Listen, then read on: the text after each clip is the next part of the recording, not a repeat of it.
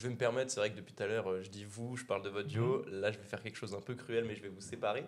Dans Oh, le sens où j'aimerais bien qu'on parle un peu en mode cas par cas. On va ok, peut-être commencer par Quentin. Quentin, c'est quoi ok. ton histoire en fait? Bah, mon histoire, c'est l'histoire qui commence par un mec qui est passionné, qui est curieux de tout. Et en fait, à 14 15 ans, je commence à regarder tout le contenu qui existe sur Internet sur l'investissement immobilier. Mes parents en font un petit peu, mais à la papa, quoi. Hmm. En fait, je me dis, j'ai pas, je me connaissais déjà assez à l'époque pour savoir que je serais jamais employé de quelqu'un, en fait. Je savais que c'était pas quelque chose fait pour moi, T'avais déjà ce côté, j'ai pas envie d'être sous les ordres de mais quelqu'un. je suis pas quelqu'un de d'ingérable, mais comment dire, je ne gère pas bien le mauvais management. Ça veut dire que si, en fait, tu peux pas me gérer comme tu gères un gars sur un Hmm. chantier, tu vois. Et du coup, je savais tout de suite que je ne serais pas, comment dire, je ne serais pas employé de quelqu'un ou cadre dans une entreprise toxique. Donc, en fait, tout de suite, je me suis intéressé à tout ce qui me permettrait d'être le plus loin de ce paradigme-là le plus tôt possible. En me disant, je veux être millionnaire à 30 ans, voilà, avant 30 ans. C'est quelque chose de tout à fait possible quand on se lance assez tôt et qu'on travaille dur.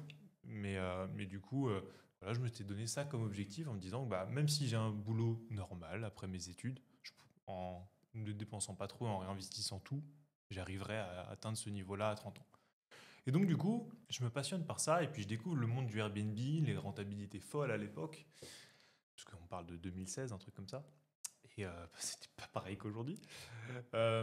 Et donc j'en parle à mon père, et mon père me dit tout simplement qu'en fait, lui, il aura juste pas envie de le faire, et pas du tout intéressé, parce qu'en fait, il a pas que ça à faire, dit poliment, que de remettre les clés à la main, de s'occuper des voyageurs, de faire le linge, de faire le ménage, etc.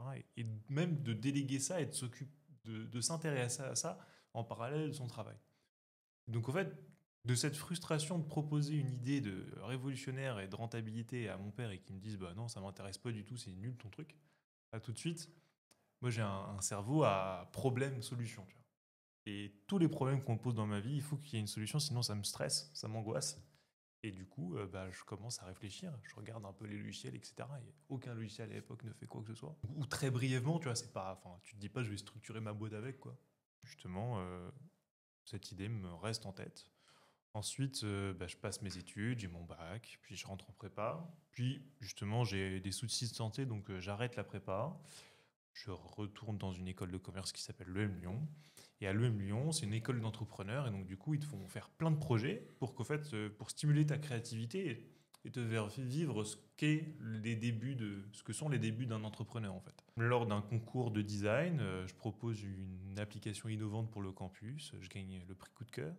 Ensuite, je continue dans un deuxième concours de projet de création d'entreprise innovante où je gagne un nouveau concours avec le prix coup de cœur. Et donc, je me dis que bah, cette idée qui s'appelle à l'époque Passe-Passe, mais qui ne fait pas du tout la même chose, est une bonne idée et qu'il faut poursuivre. Quoi. Pour info, je rêve d'être indépendant, entrepreneur. Et donc, en fait, moi, je me dis, c'est une super idée. J'ai 19 ans.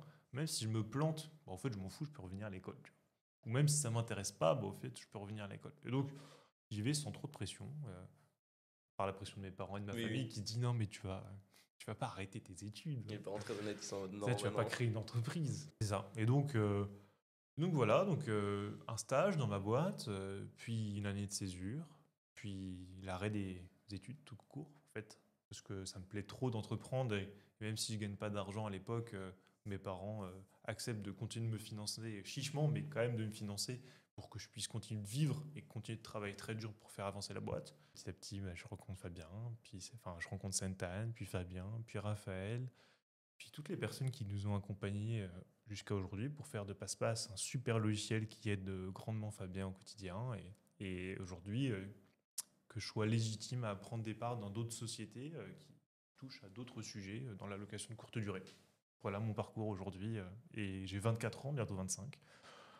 Et j'espère que du coup, à 30 ans, bon, ça, j'ai de moins en moins de doutes sur le fait d'être millionnaire à 30 C'est ans. beau, c'est beau. Euh, Même plus du tout de doute. Mais par contre, là, du coup, je me dis que avec ce que j'ai réussi à faire en si peu de temps et à cet âge-là, bah, j'ai encore bien 10, 15, 20, 30 ans à me donner pour développer de super belles choses et de continuer d'aider les gens, tu vois. Et je pense qu'au départ, on se lance en se disant je vais gagner plein de sous.